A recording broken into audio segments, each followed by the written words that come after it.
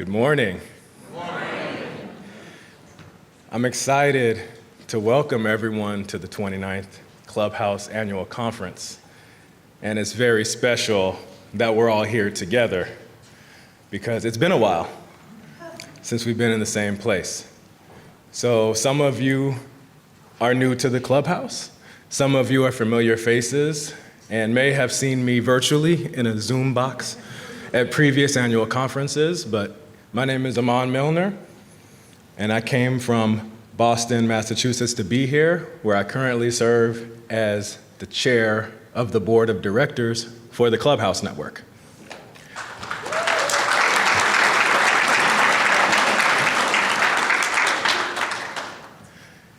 That's not my only involvement. I have a side job being a professor at a small college outside of Boston called the Olin College of Engineering, where I try to continue the work of the Clubhouse and allowing people to express themselves creatively through technology. And so it is most of my day where I get to do this beautiful work that I share with you all. And I'll tell you a little bit about myself, about what brought me to the Clubhouse in the year 2000. In Portland, Oregon, I grew up as a young person that really wanted to have access to something like you all provide for the young people. I was just born a little too early for clubhouses. So when one did come to my neighborhood in Portland, Oregon, I immediately became a mentor. And since then, I've taken different roles within the Clubhouse, including being a graduate student with Mitchell Resnick in the Lifelong Kindergarten group at the MIT Media Lab, where I really got to see the network as we were doing a lot of our work, and as we traveled, we would go to clubhouses wherever we were. So that background with Clubhouse experience and knowing many of you made it an easy decision to accept the position of board chair. And my relationship with Gail Breslow, who has been the executive director of the Clubhouse for the entirety of that time, is one of the other reasons that made it easy to say yes to accepting that responsibility. So I'm going to talk a little bit more about Gail later in this morning, but there's a few things that led to where we are right now, which is one of Gail and I's early conversations that led to an email that you all received, said that now would be a good time to step down from the Clubhouse Network. And so you might have seen an email if you were in the network at that point that shared that decision with you all. And it also gave us an opportunity to create a new role of executive director and a process for searching for an executive director. And I'm thinking there are going to be some aspects of this that are going to be a heavy lift, right? We haven't done this search process before as a board. So there was creating something that hadn't been created for. Sometimes that's heavy, but I knew because the people that I could lean on in this room were going to make some of the parts of that lift easy. And that was getting a group of people that I'm grateful for, some of which are in this room, that would help think about the process of how do we identify someone that can do this role well. So creating that process with a task force of individuals that are surrounding you, I knew that part was going to be easy because of all the shared love for the Clubhouse. I knew that the board of directors, again, some of which who are among you, were going to help create all the clearance and pave the way for a smooth process, and I would have support. I knew that part was going to be an easy part of the lift. Now, meeting a lot of different people and asking questions. Talk about your approach to engaging with young people. How do you manage others? These are things where I thought that the lift would be heavy to try to find people that could do all of those things in a way that would be worthy of the mantle of executive director of the Clubhouse Network. That brings me to a person I'm bringing to the stage next, to Lisa Cook, who was one of the people that we interviewed. And we asked the same questions. And it was a heavy lift to try to find people that would be able to answer them satisfactorily. And every time we got an answer from Lisa, the lift felt lighter and lighter, because we were very like, oh, that sounds a lot like us. And then the next question, that sounds a lot like what we're looking for and what we do. And we were all excited from the very first interactions to have that burden taken from us, from Lisa, and say, this is an easy lift. You have an obvious choice right in front of you. And some of the things that made that easy were Lisa's passion for young people that we all share. Experience leading and listening in the United States and in international contexts, from nonprofit, as well as lessons from the private sector with companies like Sun Life Financial and Liberty Mutual Insurance, being able to go to places around the world and say, what would allow us to be effective partners with you so that we can do work here together? And I think that approach that Lisa has is something that is going to make it a very special time for the Clubhouse, because I get to introduce Lisa to you all. And just as we had an easy lift when it was time to ask the task force to come up with the process, or the board to give us the support that we need to do for a search, I know it's an easy lift because I know and trust many of you all to help make the transition for Lisa a wonderful one. And you're all here to allow her to listen and learn about where you're all from. What would allow her to help make your work, make your lift a little easier? So this partnership begins this previous week. Lisa became the executive director, and I'm excited to bring her to the stage now so that she can share a few words with you. And I welcome her to the Clubhouse Network.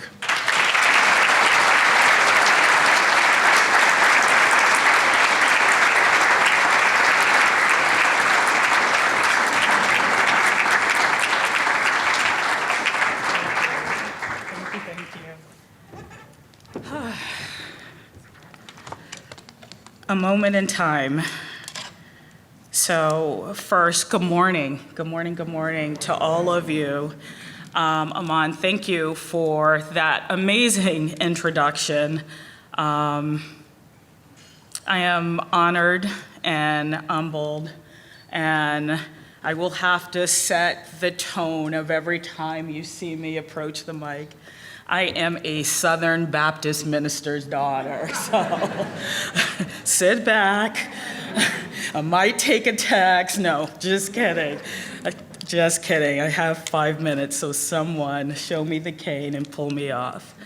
So, first of all, thank you. Thank all of you for traveling to Nolans, as I hear the natives say, for this in-person conference. I understand what a huge task it is to leave home, to leave your young people behind, to leave your personal commitments, your family, your friends, your pets, to be here in this moment in time for our return to in-person convening. So I want to thank you for your sacrifice. I want to thank you for your commitment to your own professional development. This week we hope to help you retool and refresh and think about the future of your programs. But this week really is for you. Over the past 2 years, we've all been through it all. The pandemic was tough on everyone. Many of you have lost loved ones. Many of you have taken on different roles. You've seen your programs close. You had to transition from in-person to remote learning. And as someone that led a division of alternative ed in a public school district, I understand the complexities of what it takes of getting young people to plug in. It was challenging. And now we're back in person. And we have this wonderful opportunity during this transformative moment in the organization's history to reprocess and reimagine who we are as an organization and the possibilities for becoming. So thank you for being here. And thank you for welcoming me. I have to say, like a kid, the first day of school, will they like me? Am I wearing the right thing? You know, all of those things go through your head.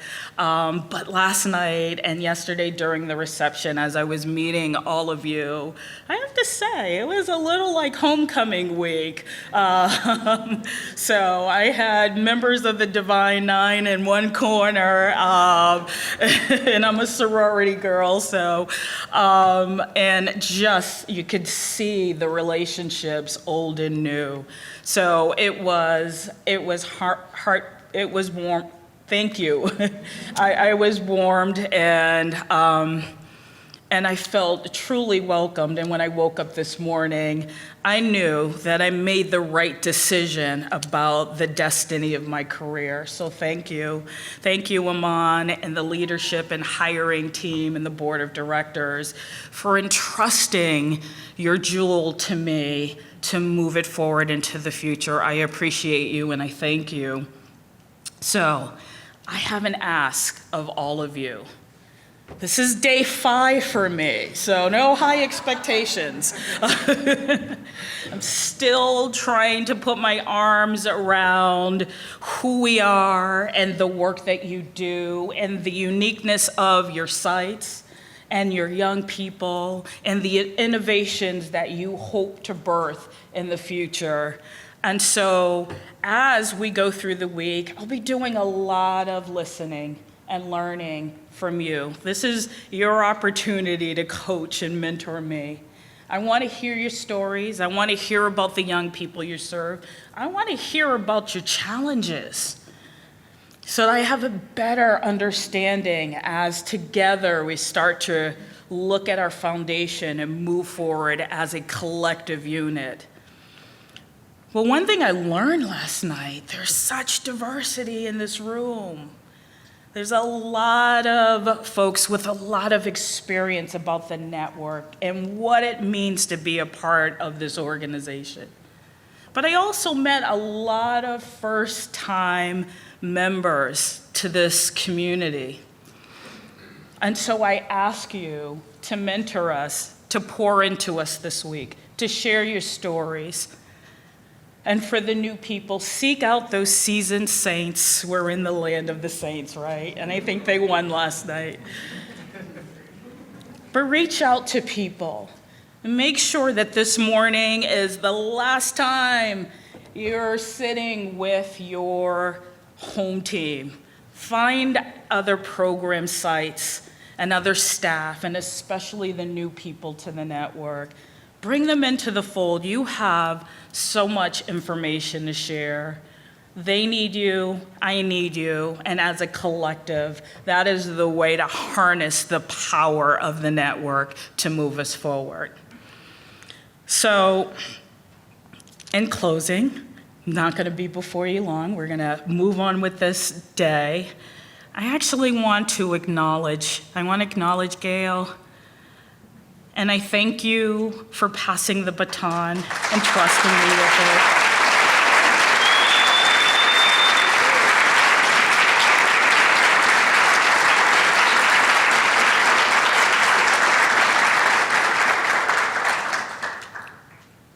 As a leader, I understand the sacrifice, you make me cry, the commitment, and what it takes to steward an organization for 27 years.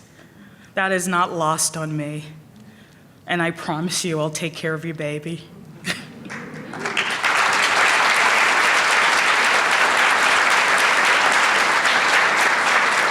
A testimony of a great network is its connectedness. And Gail has agreed to stay on and advise me through my onboarding process. It is a huge task to put your arms around the complexities of a global organization and all of the people and layers and fiduciary responsibilities. So I need Gail, and I am asking her to stay on, to hold my hand for a little while through the process while I get my legs about me. And I hope over the next few weeks, months, and even this year, to expand my listening and learning tour to get out to some of the sites so that I can actually see the learning model in action. So I can meet with you and hear about the uniqueness of your work, the challenges of your community, so I can better understand what decisions I have in front of me. So I thank you. I thank you for being here. I want to thank the Boston team, my team, for putting this amazing, amazing learning opportunity together and bringing you all here today. Thank you. Thank you. So I appreciate you, and I thank you. Thank you for the warm welcome.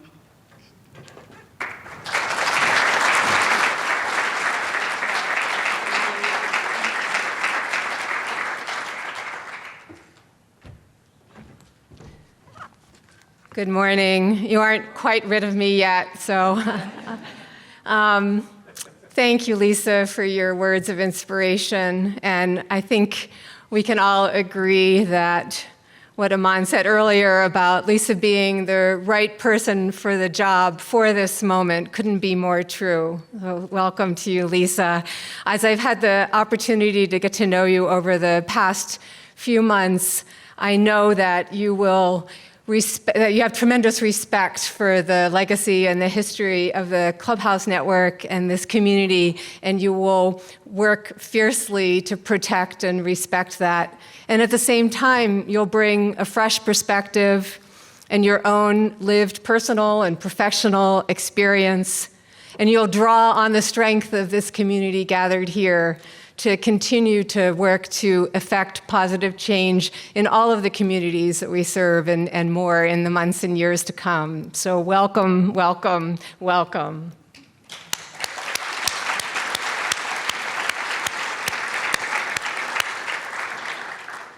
And speaking of welcomes, as many of you know from prior years, when we think about where we're going to hold our conference each year, we take a lot of different factors into consideration. And one of the most important factors is, where do we have a local organization that really embraces what the Clubhouse stands for and believes in the Clubhouse learning model? Where do we have a local organization that is strong and stable and has leaders who are committed to the work that we do? And that's what we have here in New Orleans at the New Orleans Public Library. And so I'm thrilled that their executive director is here to say a few words of greeting. Emily Painton has more than 2 decades of library experience, including 6 or 7 or maybe 10 years here in New Orleans. She's a native of Oklahoma, and she has a degree in art history and photography from the University of Oklahoma, a master's degree in library and information sciences from the University of Texas in Austin, and another master's in art history here from the Tulane University. This is someone who definitely believes in lifelong learning and in the power of creative self-expression, so you know she's a kindred spirit. She's been instrumental in supporting our very first Best Buy Teen Tech Center in the state of Louisiana, and I'm honored to have her here with us this morning. Please welcome Emily Painton.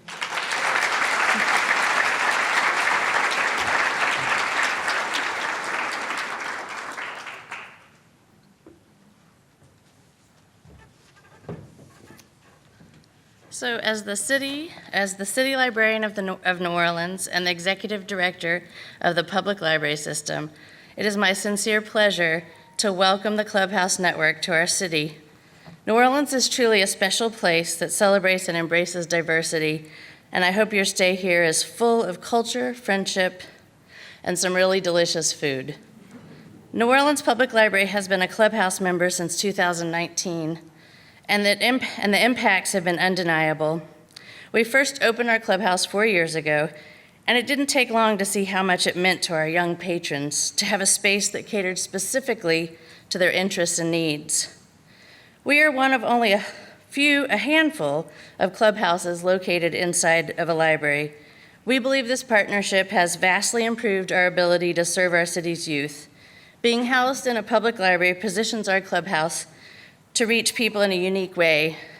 By definition, we believe public libraries are for everyone. And by having a teen-focused, teen-driven, creative space located inside our building has reinforced that belief. Partnering with the Clubhouse Network has not only helped us attract young people to the library, but has also helped us to become a better library. In the past, we were often unable to dedicate the resources we needed to keep up with the latest technology and creative tools, but we recognize their value, particularly to youth who are adversely impacted by an income-driven digital divide. The Clubhouse Network helps bridge that gap and provide safe, creative learning environments where underserved youth can develop skills, confidence, and technological know-how, which we believe has the power to change lives. The vast majority of today's high-demand, high-earning careers are STEM-based. Access to technology at a young age is an important advantage to succeeding in these competitive fields. A large portion of New Orleans youth face multiple barriers to accessing these tools, which has historically created an achievement gap in our communities. Lower-income children often attend lower-income schools, resulting in lower levels of achievement. The work being done by the Clubhouse Network directly intervenes, cuts through this path, and interrupts a continuation of the status quo of systematic inequalities. With an exclusively charter-based system, the opportunities presented to the New Orleans youth in schools are unequal at best. We are grateful to have found a partner who helps us step in so the library can connect our youth to the technology and resources they otherwise may never encounter. Without this partnership, it is highly unlikely we would have been able to purchase, maintain all the great products, and teach all the great products that are available in our clubhouse. And for that, we are so grateful.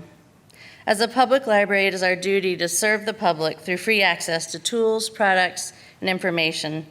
Thanks to the Clubhouse Network, we are able to do so in a unique, youth-driven way.